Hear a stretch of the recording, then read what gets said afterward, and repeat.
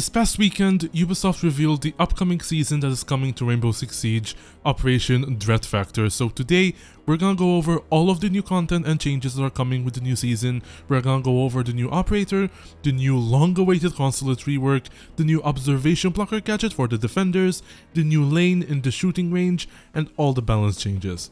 Of course, we have to start with the new operator. His name is Fenrir, and he is a 2 health and 2 speed defender from Sweden. His loadout consists of the MP7 and the SAS G12 shotgun for primary weapons, the bailiff for a secondary, and for gadgets he can pick between barbed wire or a bulletproof camera. His unique gadget is the FNAT Dread Mine.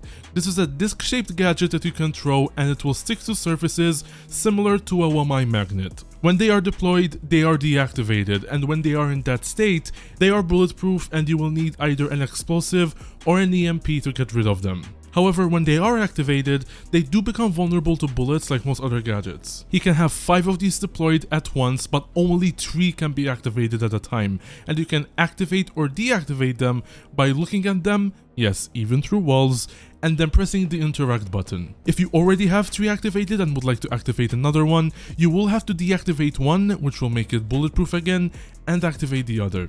You'll also have a list of the locations of your deployed mines on the left of your screen. If an attacker walks through the range of one of these mines, if it's deactivated, well, nothing really happens. But if it is activated, they will trigger and release fear-inducing gas that will tint and limit anyone's vision that is caught within its range to just a few meters. This brand spanking new mechanic does feel very familiar, but for some reason, I can't quite put my finger on it.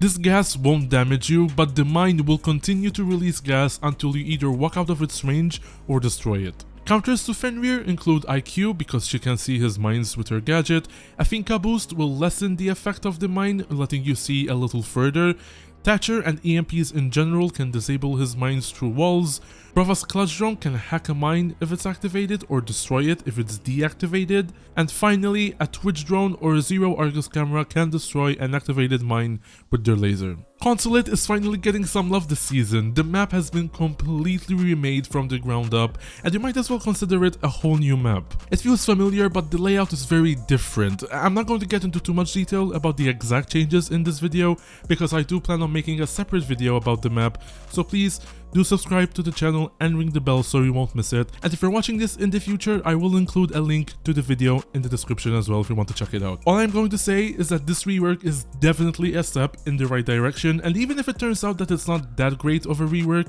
I feel like it will still be an improvement. Consulate has been in the game for 8 years. Since the game came out, it has been completely unchanged other than the lighting, and it's just become so incredibly outdated over the years, so I'm very happy to see this rework finally here, and I'm looking forward to see how it will play out.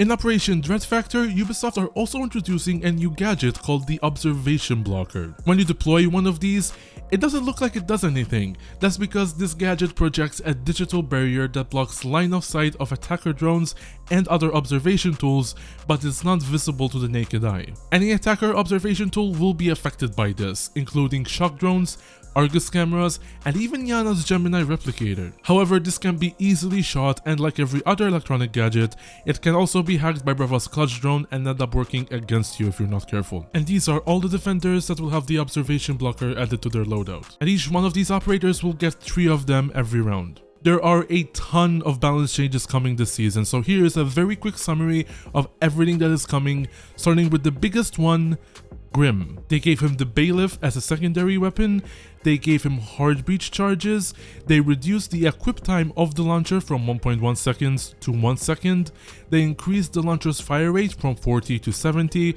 the projectile's activation time has been reduced from 1 second to 0.4 seconds, the projectile is now vulnerable to damage from bullets, lasers, and melee damage, the duration has been increased from 8 seconds to 16 seconds, the radius has been increased from 3.6 meters to 4.6 meters, the area detection system has been changed from the head to the body, and the time between the pings is now just 1 second instead of how it was before with 1, 3, and 9. Thunderbird has had her impact grenades and nitro cell taken away, and instead they've been replaced with barbed wire and a bulletproof camera. The Corona Station's healing has been reduced from 30 per shot to 20 per shot, but the cooldown between each heal has been reduced from 35 to 15 seconds. Goyo has had his nitro cell replaced with a bulletproof camera, and they gave him impact grenades as a third option. Pulse has had his barbed wire replaced with a deployable shield for some weird reason, and they gave him the observation blocker like we mentioned before as a third option.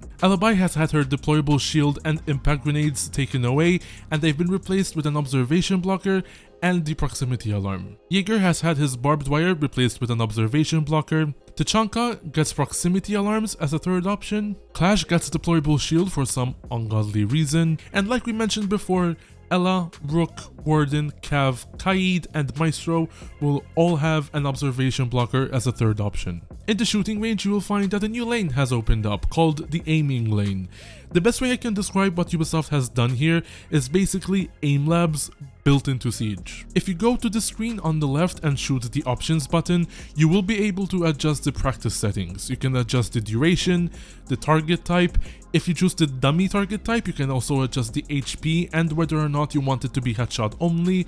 The maximum targets can be anywhere from 1 to 4, the target distance, as well as infinite ammo in the magazine, which to be honest, I would recommend you turn on, otherwise it will be awkward having to reload in the middle of practicing hitting shots. After you're done with a round, if you look back to the screen on the left, you can see your stats of the last round, and if you press tab on PC, you will be able to compare the stats of your last few rounds all in one screen. I love what they did with this lane, and I will definitely be using this to warm up before my games in the future. And that's all I have for you today. I hope you guys enjoyed. Like I said, I will be making a video focusing on the Consulate Rework, so if you are interested in that and you liked this video, please leave a like and subscribe to the channel. We are on our way to 1,000 subscribers, and every little bit helps. But with that said, thank you so much for watching, have a nice day, and I'll catch you on the next one.